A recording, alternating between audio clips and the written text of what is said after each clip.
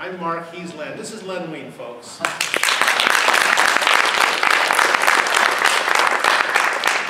All right, first question, how are you? I'm much better than I was 7 or 8 weeks ago. What happened 7 or 8 weeks ago? I had quintuple bypass surgery. Quintuple bypass? Yes. You couldn't just do like 1 or 2, you had to outdo everybody else. I always go for the best and most. Okay, and at what point in that period did you start feeling better? After I awoke from the surgery. And you started, and you feel much better than you did before the surgery? Yes, I actually do. I breathe more easily. I tire more easily too, but that doesn't go. Yes. You and I had lunch one time. We went to lunch one time, and I brought along a man named Howie Morris. Remember? I showed you Howard Morris. You were Howard Morris from the Andy Griffith Show and the Sizzling show, things like that. I brought him along, and he had shortly before that, he had quadruple or triple bypass. He had a major bypass surgery. And after this, he just felt like a new man. He was all excited. He felt 30 years younger, and you feel... I will by the time it's all over. In the morning, I do feel better. But as I said, my stamina goes very...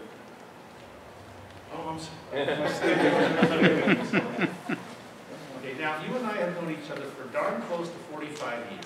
It's astonishing. We met in the D.C. offices in July of 1970. Right. You were walking in late for a meeting with Julie Schwartz. Like that never changed. Yes, that's right. And at that point, Julie was sharing an office with Dick Giordano. I think I made it. Yes. And you were trying to explain to Julie why you hadn't written a script for him. And then you had to go over and explain to Dick why you hadn't written the script for him in the same office. Yes, I'm late.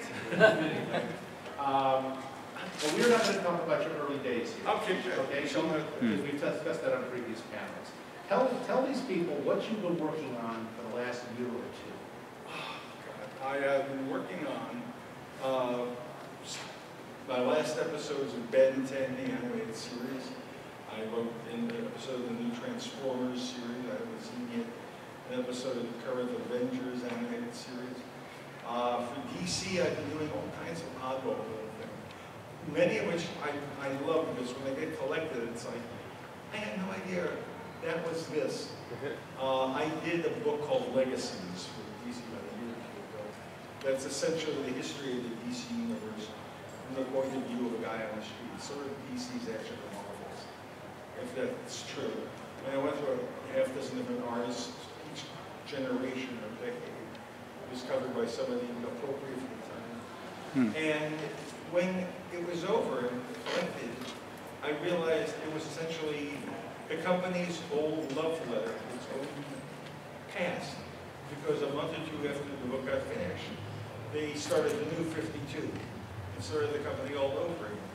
So I had not realized I was sort of writing the eulogy to the previous DC universe. Although it's a book I'm very proud of. Did everybody hear Len okay? Am I in the mic? Am I on the mic? What is the comic of yours that has been reprinted the most? I think possibly Giant Size X-Men or Hulk Hogan.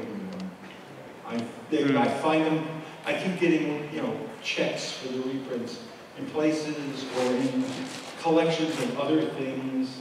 I think they're making, toilet paper out of it now. They just keep reprinting it. Okay, and finish this sentence. The work of mine that they have never reprinted and probably never will, but I would like to see them collect is... Batman Nevermore. It is a 6-issue, somebody remembers it? It was a 6-issue Elseworlds miniseries I did for DC that I am extraordinarily proud of. And half of the proofreading never got made, the corrections I would call in. My editor, is a Bob Schuck. My editor just didn't do the work. And the book never got collected. And it's a tale of Edgar Allan Poe, really. It's how he was a young reporter for the Baltimore Star. And there was these, what they were calling the Raven killings going on in the city. It actually wasn't a Raven, it was a guy in a bat suit. But I was really very proud of it because I wrote it all in Poe's voice, as best I could. and it's never been collected. So I hate those people. Okay, so what is the work of yours you would least want them to reprint? Wow. That's a good question. It's an excellent question. There were some of the little Marvel things I did, you know, like the Golem, and some of those that probably are best to be buried. Okay. Now, let's talk about animation. For doing some animation right in the last decade or two. Yeah, actually about 25 years. I started with the Batman the Animated Series. I wanted to talk about two subjects here. One is writing animation versus writing comic books. And the other is writing characters that you've written for comic books to then turn around and write them for animation. You understand the questions I pose? I'm not even sure I will remember your name.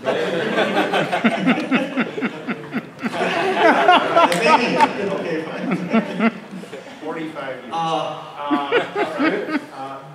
Leaving aside issues of money for the moment. Yes, let's do that. Which do you find more interesting to write, comic books or animation? Oddly enough, in the end, it's always comic books. It's because it's where I started. It's the medium I adore and always. But I will say animation, especially the good animation, when you're working on a series, where the folks doing the art, we work with you, understand what you're doing. To be tremendous fun. The big difference I always have to remember, and sometimes I drag it back to comics with me and shouldn't, is when I started to work on my very first Batman script, Marty Pasquin was my story editor, and he said, remember, the characters can move on television. If you say to Batman, you want to go investigate this, he does not have to say yes. You go, and you just nod his head and scratch it with that. And scratch it with that. And it's an interesting aspect of working the two mediums. I got literally dragged, kicking and screaming into television. It was really a terrible scene. By Marty. I had been editor-in-chief at Disney. They were about to fold that wing of the company. Was going to be laid off in a couple of weeks. Marty, who had been working for me at Disney, had left about 2 months earlier, seeing the writing on the wall, which they use a large crayon for, and got a job as a story editor on the Batman series. And he called me up one day, about 3 weeks before the end, and he said, so what are you doing on Thursday at 3? I said, I guess whatever I want. What are they going to do, fire me? And he said, oh good, you have a meeting over here on your first story for outline for Batman. And I said, excuse me? He said, no, you got this meeting to go to outline on a script. I said, but don't you have to submit premises before you go? I knew that much about the business. Now, before you go to outline, he said, yeah, but I knew you'd never do it. So I gave him a stack of World Batman comics. I want you to adapt this one. And that's how I got into television. And how faithful was your adaptation? Actually, what gave me a career in television was not terrible. I was told when I went to the first meeting with Alan Burnett, who was the supervising producer and one of the great hands in the business. So I'm looking because he was in the last panel. Oh, he's right. So. And Alan said to me, we only have one episode available. The entire thing is blocked and filled. But because of your relationship to the character, we'd love to make sure you did at least one. And I said, that's terrific. And I turned in the script, and he said, I read the script. It's really very good, I think. I said, but you made all sorts of changes from the comic book. So it was the Moon of the Bat, as you remember, the Neil Adams line of the Bat. And I said, yeah. He said, why? I said, well, I thought this story you and I did make a terrific comic book story. I think this makes a better animated script. And Alan looked at me and said, that's fantastic. How many more can you do you think? And so we went from one episode that was all that available to I did a half-dozen episodes. Okay. Now, over the years you've written Batman. Tell us the span of time you've written Batman. You wrote your first Batman story in 1969 or 70? Yeah. All right. It was about 70. In the past year, I did one of the new animated, the CGI Batman, you know, the Batman over there. So, and I'm currently, as part of, I can do this, Convergence, writing 2 issues of Detective Comics. So technically, let's see, almost 45 to 50 years. All right, talk about how you're writing, to what extent are you writing a different Batman, in different venues and different projects? Well, you need to write what's appropriate for them. I always tell people, when I teach writing, which amazes me, and sometimes I teach writing, to people today is always be aware that you are writing for the medium you are writing in. There are people who will write wonderful, let's say, comic book scripts, but that's not what they're writing. They're doing an animated series, or they're doing a novel, or they're doing live action television. You need to write for what you're writing for. So I keep that in mind. How much are you affected by the way others are writing a character at the given time? Never, unless it's, whenever I work on these characters, especially Batman, I write the Batman I love. I make Which is that one? the not crazy Batman. The one who's neurotic, doesn't, sleep all night, but doesn't break people's bones because he can, doesn't do anything. He is not a sociopath. He's just a little bit neurotic. And where did you get this Batman? I stole him from the... What do you mean? I mean, how did you develop your view? There's a lot of Batmans before you ever came near Batman. There were a lot of different Batmans. That's true. Which ones did you take from? And I took the heart of the Batman I loved as a kid from those early George Casbin, I guess. Who edited it? Jack Schiff. Thank you, Jack Schiff. Batman books. I didn't keep the aliens and those things, but I kept the spirit of him as a hero. I mean, I owe my life to that character. I figured that's the least I could do. You didn't like Batman with aliens? No, I never thought that was who Batman was. How do you feel about Batman hanging out with Superman? He's an alien. I don't need that prejudice. I don't, you see, I'm just at the line in Convergence where I describe the Soviet Superman, and I realize I'm so sick of strange visitors from another planet. He's not a visitor, he's here permanently. And so I actually use the phrase strange immigrant from another planet. All right. Now, let's talk about writing, leaving aside characters, let's talk about just writing animation. One of the key differences is you're writing dialogue to be spoken as opposed to being written. Yes. Do you approach it differently? If I know who my voices are, yes, you do, because I always hear the voices in my head. Among others, I'm talking about. What voice do you head for Batman? I think, I knew I was, after I start forgetting names, who did Batman in the animated series? Kevin Conroy. Kevin Conroy, yes. What voice did you hear before he did it? God, I guess, probably, Adam West, but not the tone. I didn't take Adam's tone. I took that sound of the voice. Now, I have a theory, I'm going to throw it back. Since when you were writing a lot of superhero comics, I was writing a lot of funny comics.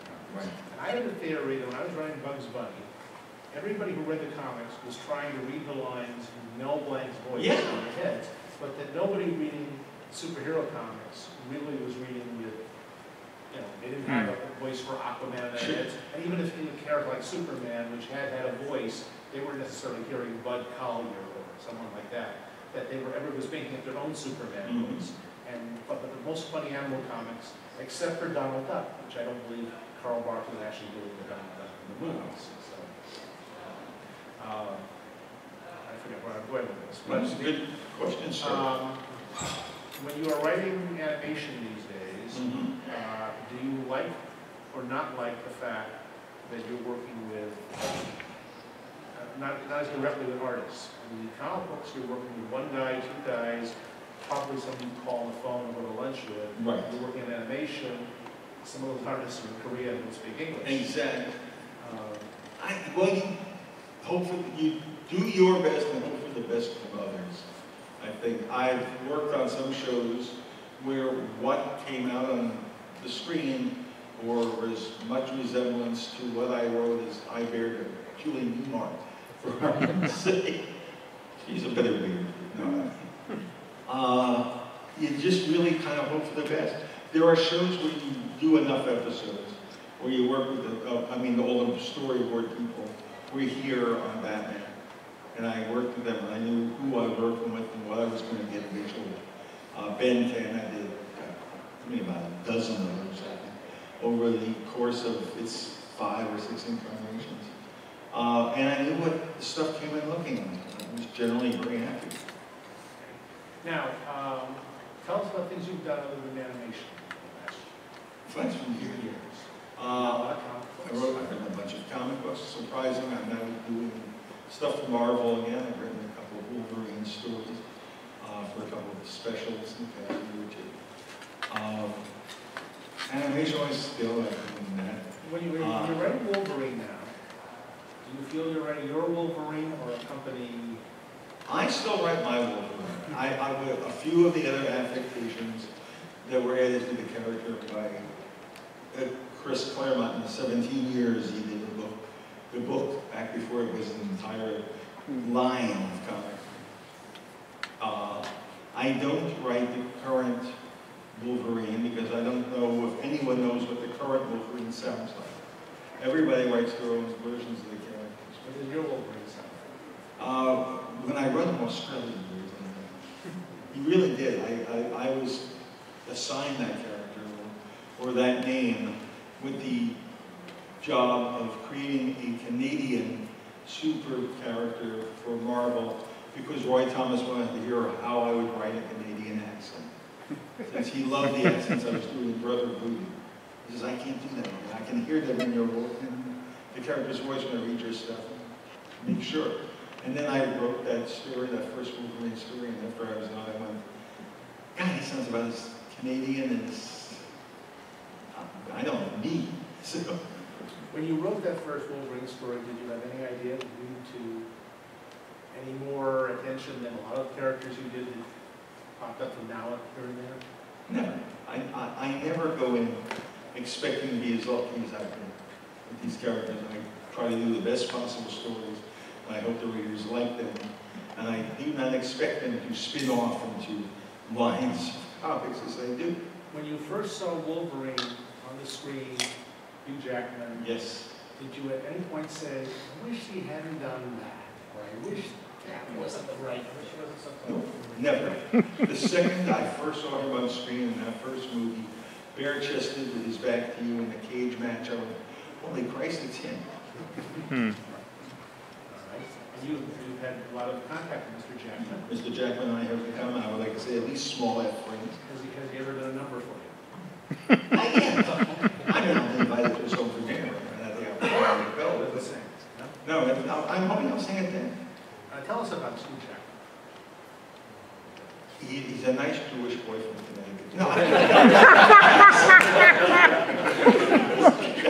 he's extraordinarily talented.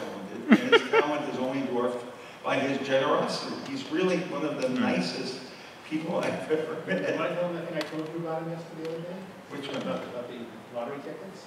Oh, no, you can mention that, since you told me. When Hugh Jackman is starting the movie, he shows up on the set every day and passes out to the crew $500 worth of lottery tickets.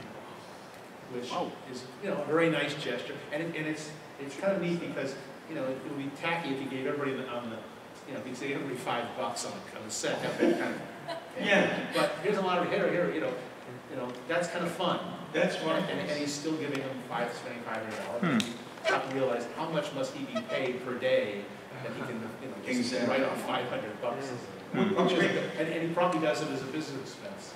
It does explain part of his generosity, but I think it's his basic nature.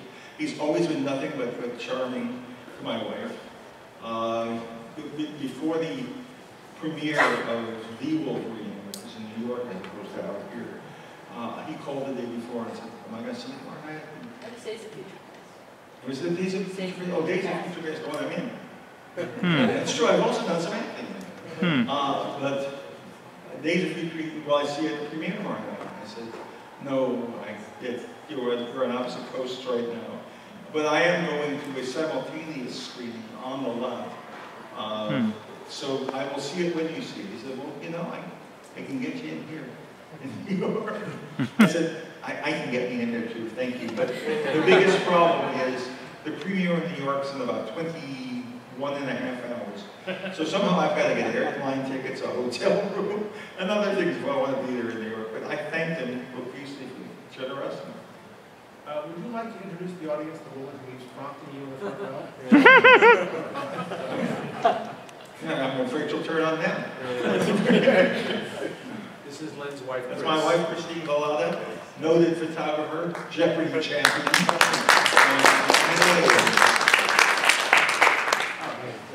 Now, She's a Jeopardy champion. I think that's so cool. I'm sorry, who were you? Where were we? You realize she's smarter than you are? I believe that pitcher of water is smarter than I am. Okay. Tell us other things you've worked on the last few years that you were proud of. What? Oh God, I was amazingly proud of. One of the odd, I end up involved in the oddest collection of things. I am now part of one of the Nerdist podcasts, which I get a lot of reaction to. Just like smatterings of applause. It's great fun to do. And that all comes out of about 6 or 7 years ago. I am, those who know me know, a huge game show fan. I love the old classic game shows, and I used to run them often on the Game Show Network. There's a new game show network starting it where we're running them. Really? Yes, there's a new reason that There was a reason why. Game Show Network doesn't run them anymore. There's a new company is now running, starting up in June, a new cable channel. And they're going to run old game shows 24/7. Fantastic. So you're going to get no work done. Pretty much, that's it. I'm so screwed. Me TV, pretty much for the middle of my career. The all Bill Cullen network. But, okay, I should start at the beginning, just to explain how weird my life is and how the story makes sense.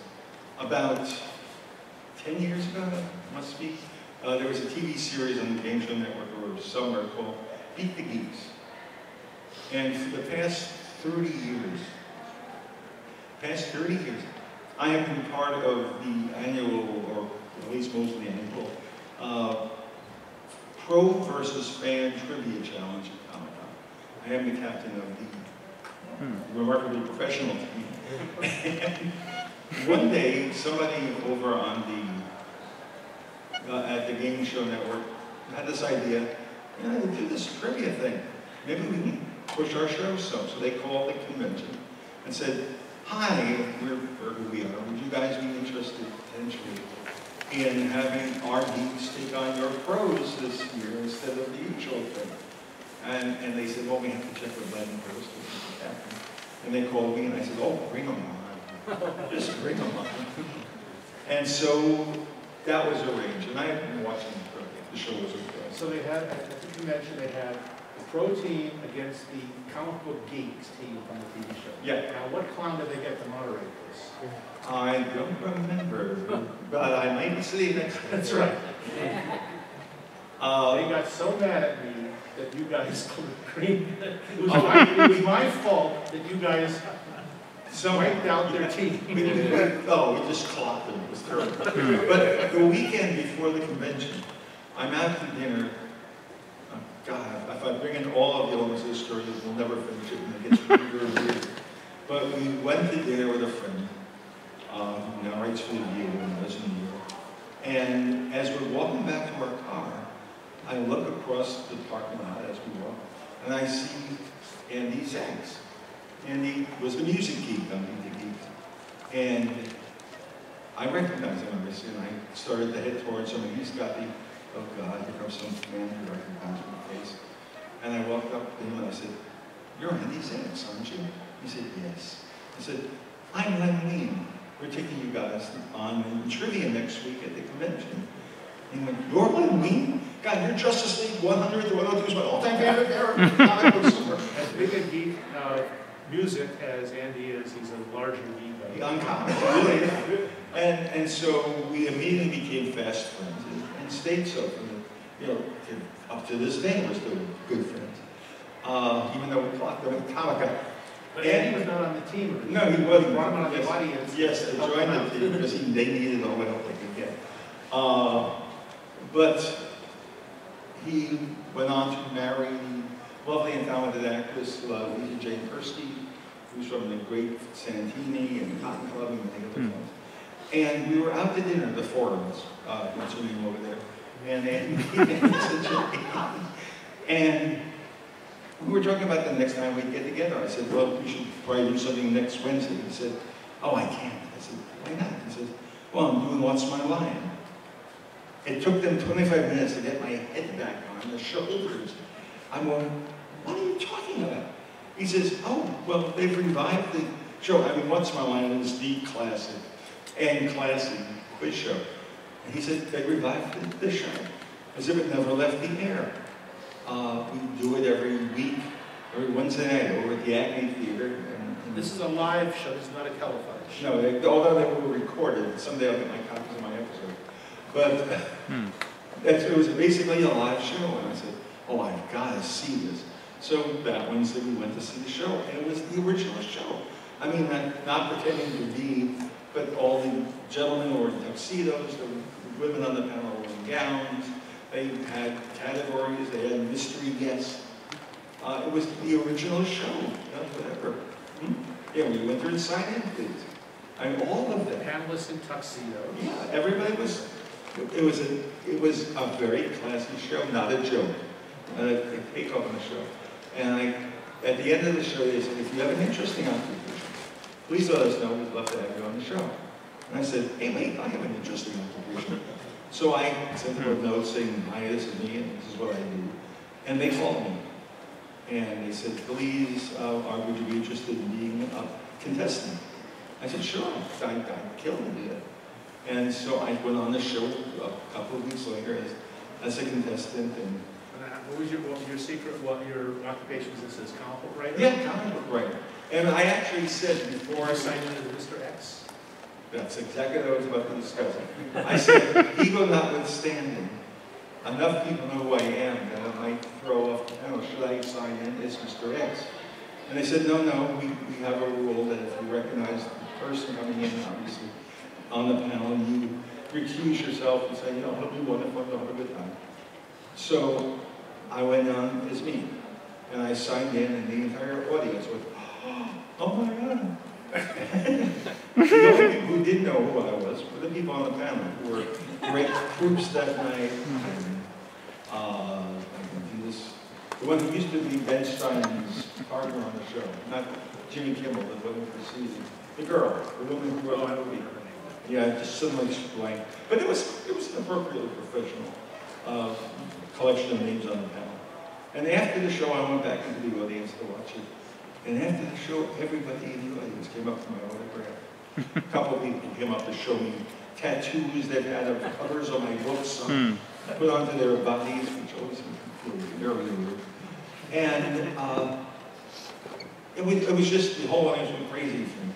A gentleman, a heavyset gentleman, came down from the back room and said, I didn't know you were here. I'm a huge fan.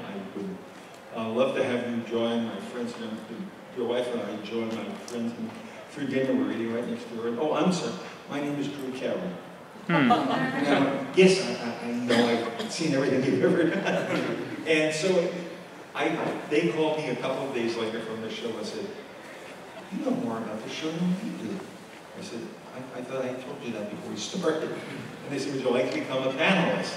At which point I went, who do I have to kill? And so for the next 4 or 5 years, the longer the show ran, they had a rotating string of panels. They never doubled up on the same week. But at least once a month, sometimes more, I was on the panel of the show. And I went to quite a few of those. And tell us about one mystery guest. Pick out a mystery guest that you That I got or didn't get. I didn't get half of them. Who? I said I didn't get half of the mystery guests. Tell us some people you got or didn't get who were mystery I got Wallace Langham, who was one of the mystery guests. I was embarrassed by not getting David Cross. I knew the show was Arrested Development. I went through asking, basically, every other male member of the cast except David. So that was embarrassing. Okay, anybody else? Oh, I mean, well, they had the people they had. Peter Falk, wasn't it?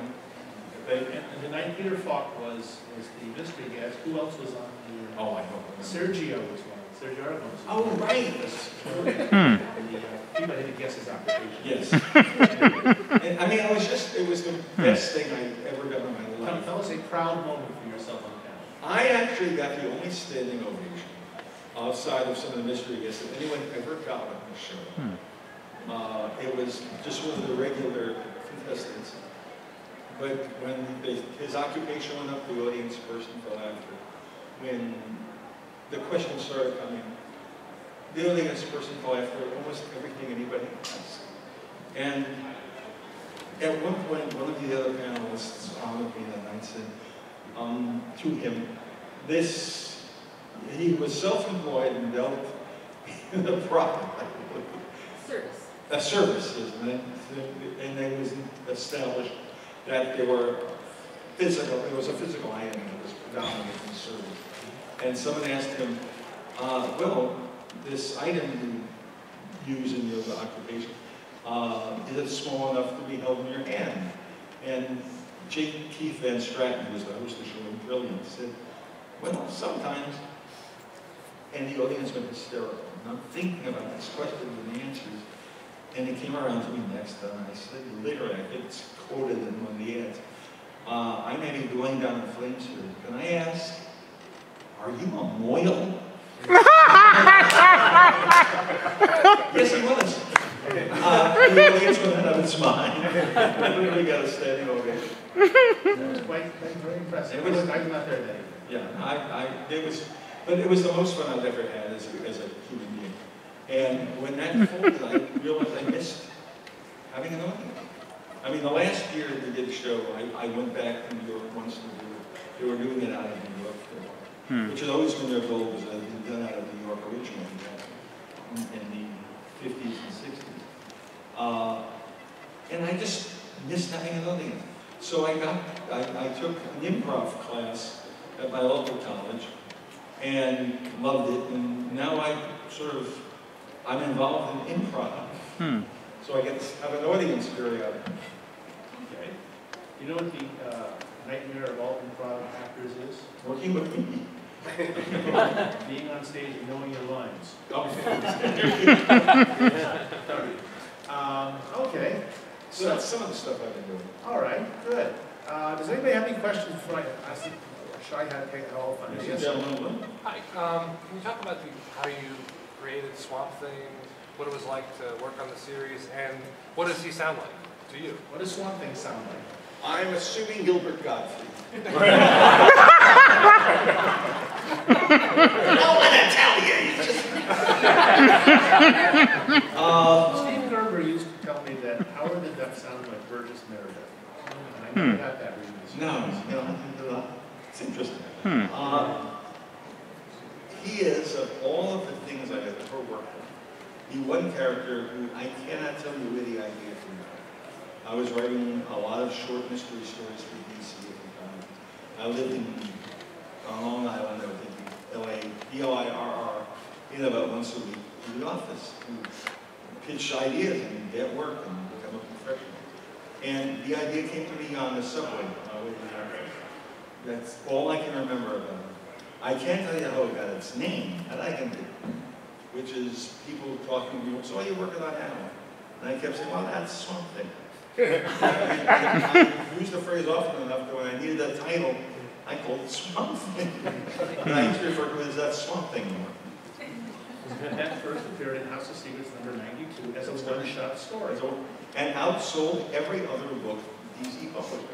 Now, do people realize that was not because of the Swamp Thing story, but because of the story after it, which I wrote? Don't throw my career into turmoil. But tell us about the show and actors. Yes. So going from, hey, you did a nice one-shot story there, to somebody saying, you know, we ought to do a whole book of that. Well, the person in charge of the editorial department at that point was the late Carmine Infantino. And when the numbers came in and he saw how well it sold, he said, we need to do a monthly book. And Bernie and I, being young and about as stupid as we are now, said no. And he said, what? Why not? And we said, well, this original story here has a lot of emotional resonance in us. And we don't want to spoil the story of the character. And for a year, Cartwright's pushing, there was one thing, look. And then one Saturday morning, I'm walking through my apartment, and I stop in mid-step and I go, wait a second, we don't have to do sequels to the original story, and we can start all over. And just tell a different story with a different character. And so I called Bernie and I said, hey, I just had this thought. He said, oh, that's perfect. And I called Joe Orlando, this is on Saturday morning. I called Joe and said, he was the editor of the original story. He said, yeah, we'll finally want to do it. We have a new take, we know how to do it. He said, thank God. Let me check with Carmine. Called back 5 minutes later and said, you're a go, you're late. So we started doing monthly book, well, bi-monthly book. Bernie could barely carry that back then. Did at any point they threaten you if you didn't do the book, somebody else would? Well, somebody at one point more than saying, I hate the fact this point on thing. You know, Len and Bernie are the only people who can possibly do this. They're the best. No one else can do this but them. But if you can't get them to do it monthly, you can use a different team of people, maybe. That makes sense. No one else can do it but us unless you can't do it.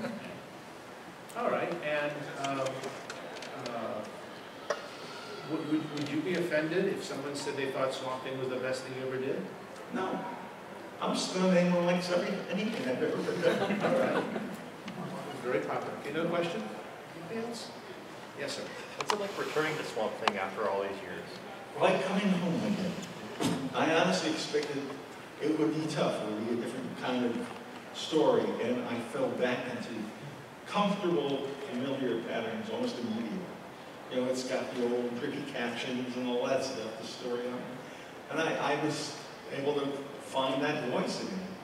And I was very happy. I'm still working on it. The first one comes out in 3 weeks. The second one, Peace God, comes out in 8 weeks. I'm dialogue in the second one. Did you take the same tactic you took with returning to Batman, where you kind of disregard everything else and just write your version? Yeah, well, I didn't disregard. Did you have a question of you? Did you all, everybody's asked? No. Okay. I didn't disregard other stuff. I make use of a lot of the things Alan put in. But these things are plucked from different time periods. And mine is plucked from just after he discovered, almost like the week he discovered, he's not Alec Holland who thought he was a plant, he's a plant who thought he was Alec Holland. And so I included that. But otherwise, I wrote my character with more cool powers. I put down and added some cool powers. But otherwise, no, it was just writing Swamp Thing. Yes. If you could pick one artist to work on Swamp Thing, anybody, who would be? Certainly. Bernie, I mean, at the height of his powers, before having various health issues as I've had over the last few years, he was extraordinary. He had the best incline of anyone in the business, and it was a great storyteller. I mean, I always, at one point when Bernie left, there was a point where we were going to do a graphic novel, a 4-parter, called Deja Vu, that Bernie and I were going to do. It was our return to Swamp Thing. At that point, 15, whatever years after the original run. And Bernie laid out the first issue, and then for reasons I'll never understand, said, I can't do this anymore, and quit.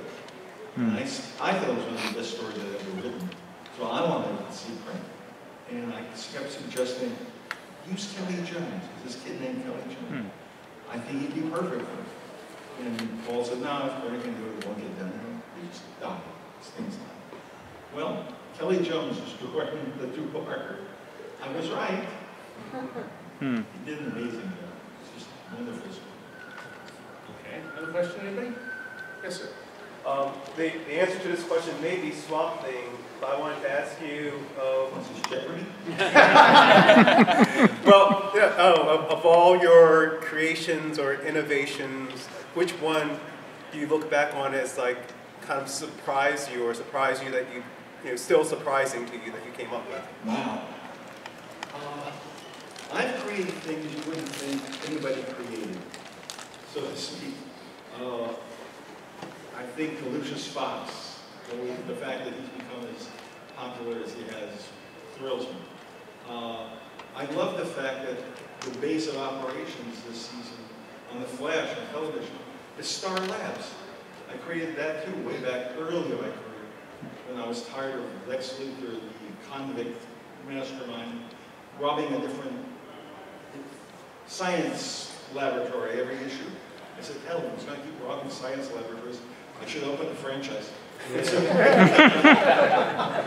And now it's a major aspect of the new Flash series. How does it feel being responsible for the creation of practically every major aspect of DC and Marvel? Well, I don't think that much better than any stretch of the imagination. But it's to me always disconcerting. I still think of myself as a newcomer. It's hard to believe that in another couple of years I'll be doing this 50. And I just think, nah, there's so many better, more important people in this. And then they get into arguments. Online about 6 months ago, there was an ongoing argument. What book launched the Bronze Age of comics? And the argument was between the very first issue of Swamp Thing or Giant Size X-Men.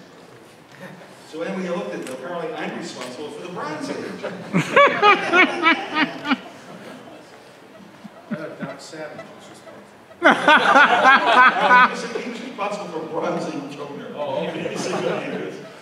All right. You got another question? Yeah, just one more. When you see other writers and artists taking the things that you're responsible for creating, do you take that kind of personally? Does it bother you at all? I never got punched in the mouth by either Siegel and Schuster or Bob King for writing their characters. Why should I have that opinion on people writing mine? They're certainly no more precious. It's an industry. You know, in the last decade or two, I've been served much better than handed by, you know, what I see from my characters. But I've never been able to get angry. I mean, I like other people's versions more than others. But I've never been able to get angry about people writing my character. Because we're all in this together. We're telling contemporary legends and folk tales. And everybody gets to write their version. Tell us something about the comic book feature that does make you mad. I got, Or has been. well, I pricked my finger on Staples a couple of times. No. I think what makes me mad these days, if mad is the word, is all of the revamping both companies continue to do. The problem, as I explained to people, is nobody expected these characters to be around for 50, 60 years. The original superhero run was less than 10 years. Everybody was canceled. You know, this year is the 50th anniversary of Barry Allen getting splashed with all those chemicals. 50 years. And then they started to realize, well, this is where our industry is going. And they started to realize, well, we've made some mistakes. Stan Lee would never have had Ben Grimm and Reed Richards team up with Nick Fury, if they realized that these characters will all be around 50 years later. Because it starts to date them. Now, apparently, both Mr. Fantastic and The Thing are in their 80s. So they've had to do these revamps. Sometimes, as DC does, which is paying less attention to the history they're pulling things from the others. Or Marvel's now. You know, the FF no longer went up to beat the Rusties into space. Now they went up to do scientific experimentation and got caught in the gamma ray storm. You know, Tony Stark did not get blown up in Vietnam, he got blown up in Afghanistan. And all these things keep happening to all these characters. So that bothers me. But I'm a cranky old man. As Mark Wolverine once put it, and I thought it was absolutely right, every generation is entitled to its own version of the characters. You know, you got to go to Arkham many years ago, we were still affiliated with the terrorism man Hoffman. He was a big Hoffman fan. And he wrote a letter to the Comics Buyers Guide, which was published. And was edited by the wonderful Don and Maggie Thompson. And they were revamping Hawkman with metal wings and military background. And Tony Williams started saying, as far as I'm concerned, the only real Hawkman is Kadar Hall, the policeman from the Planet Family Guard, whose wife is, and yada, yada, yada, and went on for another paragraph or two. And Don, God bless him, God rest him, wrote back, gee, it's funny, I always thought the only legitimate Hawkman was the reincarnation of the Egyptian prince. Which was the original Hawkman. Everybody gets their version. 2 or 3 years ago, about 3 years ago at this convention, you and Mark were standing in the dealer's room, and I walked up to you. You know, remember this? And I said to you, don't remember it. I want to tell you something, can I tell you something that will horrify you? Yes. He said yes. And I said, there's 45,000 people at this convention. The 3 people who in this convention have been in comics the longest are us. Oh. Even now. As I said, this year, aside from Neil Adams, I can't think of anybody else at this convention who was in before us. You and me and Neil. If you kill Neil. I like Neil. And Neil was only in about 3 years before you. Yeah, only about 3 years. So, it's scary. It is kind of scary, yeah. It's very strange when I see my name on a list of people like, Joe Kubert. Yes. Well, I mean, it is astonishes me that after almost 50 years, no one's caught on. I've been telling the same story over again. Oh, yeah, once. You said that earlier. I was All right. Any other questions you want to throw? Yes. Yes. The gentleman in the aisle here. Okay, this is a really silly question. I'm just curious. There haven't been any silly answers.